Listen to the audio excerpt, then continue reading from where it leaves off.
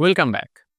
আগের ভিডিওতে আমরা দেখেছি ডর্কিং ব্যবহার করে কিভাবে এসকিউএল সিনট্যাক্স এররের মতো মারাত্মক ভালনারেবিলিটির ক্লু বা সংকেত খুঁজে বের করা যায়।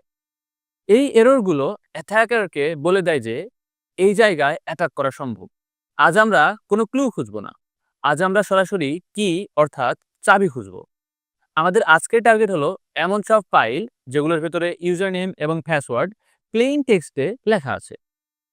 তোমার মনে হতে পারে এটা কিভাবে সম্ভব, কেই বা পাসওয়ার্ড এভাবে ফেলে রাখে? এর উত্তর হলো হিউম্যান এরর। ডেভেলপাররা প্রায়ই টেস্ট অ্যাকাউন্ট তৈরি করেন এবং সেগুলোর পাসওয়ার্ড একটি test underscore users dot TXT ফাইলে লিখে রাখেন। সিস্টেম অ্যাডমিনিস্ট্রেটররা হয়তো কোনো পুরনো সার্ভারের ক্রেডেনশিয়ালস একটি server underscore info dot log ফাইলে সেভ করে রাখেন এবং প্রায়ই এই ফাইলগুলো ভুলবশত পাবলিক ওয়েব ডিরেক্টরিতে আপলোড হয়ে যায় এবং গুগল সেগুলোকে ইন্ডেক্স করে ফেলে। এই ফাইলগুলো খুঁজে বের করার টর্কগুলো ভয়ঙ্কর রকমের সহজ। সবচেয়ে কমন টর্কটি হলো ইনটেক্সট কোড পাসওয়ার্ড আনকোড।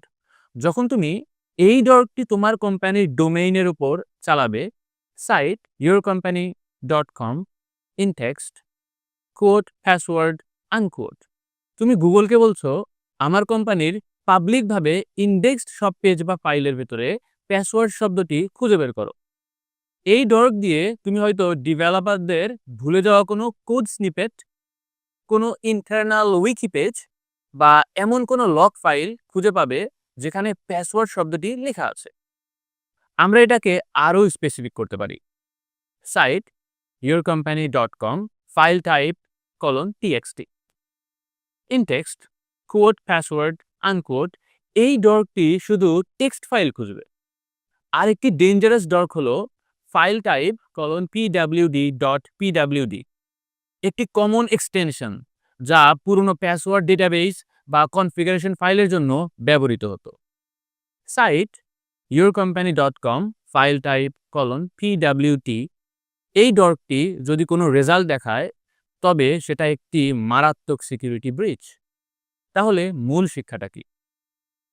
এসকিউএল এরর খুঁজে পাওয়া মানে হলো তুমি একটি ভাঙা তালা খুঁজে পেয়েছো, কিন্তু ইনটেক্সট কোড পাসওয়ার্ড আনকোড বা ফাইল টাইপ pwd দিয়ে কোনো ফাইল খুঁজে পাওয়া মানে হলো তুমি সরাসরি ভোল্টের মাস্টার কি খুঁজে পেয়েছো। এই ডর্কগুলো অ্যাটাকারদেরকে সিস্টেমের ভেতরে ঢোকার সবচেয়ে সহজ এবং সরাসরি রাস্তাটা দেখিয়ে দেয়। এখন পর্যন্ত আমরা আমাদের ডর্কিংকে ওয়েব সার্ভার এবং অ্যাপ্লিকেশনের মধ্যেই সীমাবদ্ধ রেখেছি, কিন্তু মডার্ন ইন্টারনেট শুধু ওয়েবসাইট দিয়েই তৈরি নয়। পরবর্তী লেসনে আমরা আমাদের ফোকাসকে আরও বড় করব। আমরা শিখব কিভাবে ডর্কিং ব্যবহার করে পাবলিকলি এক্সপোজড ক্যামেরা, প্রিন্টার এবং রাউটারের মতো নেটওয়ার্ক ডিভাইস খুঁজে বের করতে হয়।